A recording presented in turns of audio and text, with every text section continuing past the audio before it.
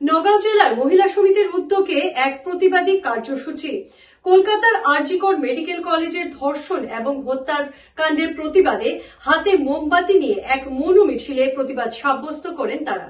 দেশ কাঁপানো কলকাতার আরজিকর মেডিকেল কলেজের মহিলা চিকিৎসকের গণধর্ষণ এবং তার পরবর্তীতে হত্যায় দেশ জুড়ে প্রতিবাদ চলছে বিভিন্ন দল সংগঠনের পক্ষ থেকে। এবার নগাঁওয়ের রেসকোর্স চারিয়ালিতে নগাঁও জেলা মহিলা সমিতির হাতে হাতে মোমবাতি নিয়ে মৌন মিছিল প্রতিবাদ সাব্যস্ত করে নগাঁও জেলা মহিলা সমিতির সদস্যরা চিকিৎসকের পরিবারদের উচিত ন্যায় প্রদান করতে সরকারের প্রতি তারা আহ্বান জানান। তারা আরো জানান যাতে এই ধরনের ঘটনা দেশে আর না ঘটে তার প্রতিও যেন সরকার নজর দেন।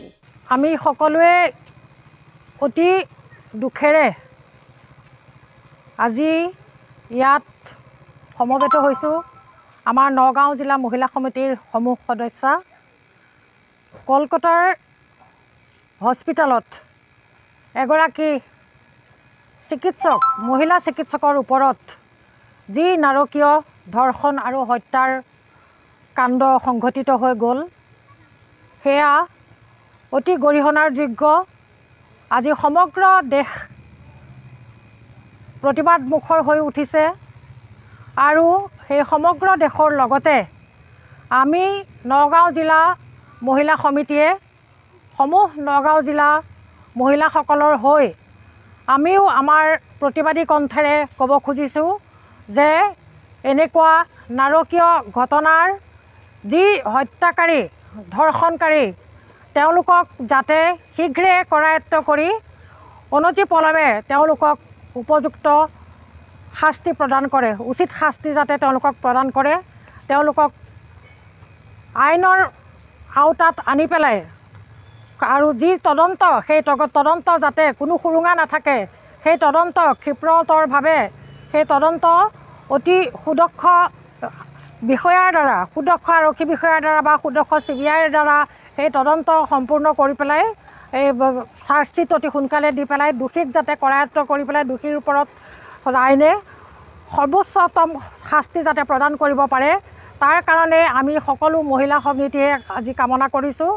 আৰু সেইগৰাকী যুৱতীৰ চিকিৎসক যুৱতীৰ বিদেহী আত্মাৰ কাৰণে সদ্গতিৰ কাৰণে আমি মৌন প্ৰাৰ্থনা কৰাৰ লগতে ভৱিষ্যতে যাতে আমাৰ এনেকুৱা ঘটনা সমাজত সংঘটিত নহয় তাৰ বাবে আমি ধৰ্ষণকাৰীসকলক আৰু হত্যাকাৰীসকলক আমি ইয়াৰ দ্বাৰাই সকীয়াই দিব খুজিছোঁ যে আমাৰ এই প্ৰতিবাদী কণ্ঠ আমাৰ নাৰী সমাজ আৰু বহি নাথাকিব।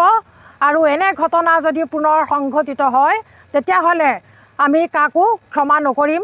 ইয়াৰ উচিত শাস্তি প্ৰদান কৰাবলৈ আমি সজোৰে আমি প্ৰতিবাদ সদায় সাব্যস্ত কৰিম।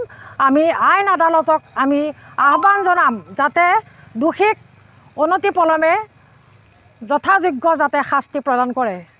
আৰু সেইবাবে আমি আজি সকলো নগাঁও জিলা মহিলা সমিতিয়ে ইয়াত সমবেত হৈ আমি মৌন প্ৰতিবাদ সাব্যস্ত কৰিছোঁ।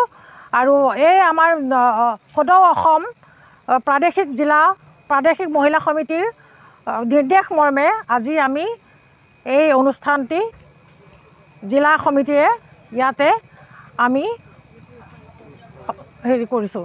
অনুষ্ঠিত কৰিছোঁ।